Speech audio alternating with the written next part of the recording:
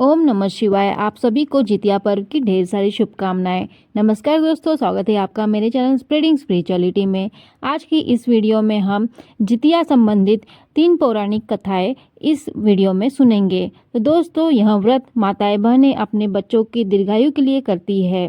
इस व्रत में भगवान जीमूतवाहन की पूजा होती है और उनकी व्रत का पाठ किया जाता है। तो दोस्तों, बिना किसी देरी किए पहली कथा की शुरुआत करते हैं। जितिया व्रत की कथा गंधर्व के राजकुमार जीमूतवाहन से जुड़ी है। वृद्धावस्था में जीमूतवाहन जी के पिता अपना सारा राजपाट सौंपकर वानप्रस्थ आश्रम चले जाते हैं, लेकिन जीमूत की राजा बनने की कोई दिलचस्पी नहीं थी। ऐसे में वह अपने साम्राज्य को अपने भाइयों को देकर अपने पिता की सेवा करने के लिए जंगल चले जाते हैं। जंगल में मलयवती नाम की एक राजकन्या से उनका विवाह हो जाता है।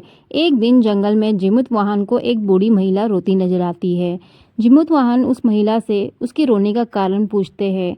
तब वो बताती है कि मैं नागवंश की स्त्री हूँ और मेरा एक ही बेटा है, जिसके बिना अपने जीवन की कल्पना भी नहीं कर सकती हूँ। और नागों ने पक्षियों के राजा गरुण को रोजाना खाने के लिए नाग सौंपने की प्रतिज्ञा दे रखी है। रोजाना दिए जाने वाली बलि के क्रम में आज मेरे बेटे शंखचूड़ की बारी है। तब जीमूतवाहन ने महिला से कहा कि आप घबराइए मत, मैं आपके बेटे की अवश्य रक्षा करूंगा। आज उसकी जगह पैर पे मैं खुद की बलि देने जाऊंगा। इसके बाद जीमूतवाहन ने शंखचूड़ से लाल कपड़ा लिया और बलि देने के लिए शिला पर लेट गए। इसके बाद जब गरुण आए तो वो लाल ढके कपड़े में जीमूतवाहन को दबाकर पहाड़ की ऊंचाई पर ले गए। अपनी चोट से दबे जीव को रोता देखकर गरुड़ हैरान हो गए। तब गरुड़ ने जीमूतवाहन से पूछा कि आप कौन हैं? जीमूतवाहन ने उन्हें सारी बात बता दी।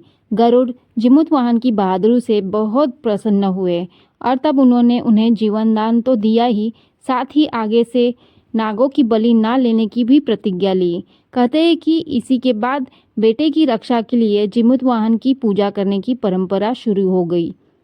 दोस्तों, अब दूसरी कथा सुनेंगे। एक समय की बात है, एक चील और मादा लोमड़ी नर्मदा नदी के पास जंगल में रहा करते थे। दोनों ने वहां कुछ महिलाओं को व्रत पूजन करते देखा और खुद भी यह व्रत करने का संकल्प ले लिया। इस उपवास के दौरान लोमड़ी भूख से बेहोश हो गई। तब उसे चुपके से भोजन कर लिया। दूसरी ओर चील ने विधि विधान से इस व्रत को पूरा किया। परिणाम स्वरूप लोमड़ी के गर्भ से पैदा हुए सभी बच्चे जन्म के कुछ दिन बाद ही खत्म हो गए। तो वहीं चील के संतान को लंबी आयु की प्राप्ति हुई। तो दोस्तों, दूसरी कथा यहाँ पर समाप्त होती है।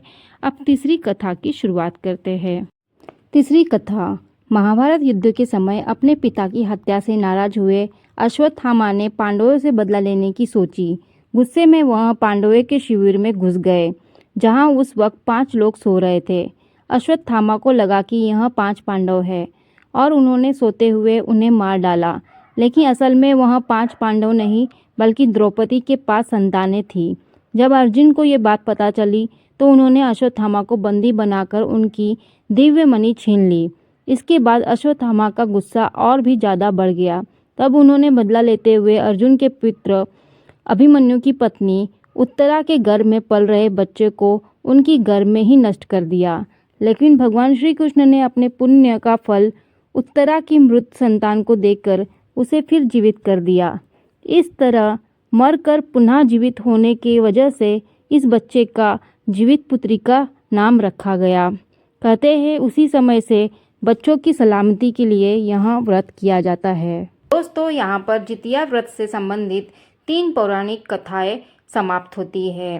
वीडियो में दी गई जानकारी और वीडियो आपको अच्छी लगी हो तो लाइक ज़रूर करिए। मेरे चैनल पे जो पहली बार आए हो सब्सक्राइब भी करिए। मिलते हैं नए वीडियो में। राधे राधे।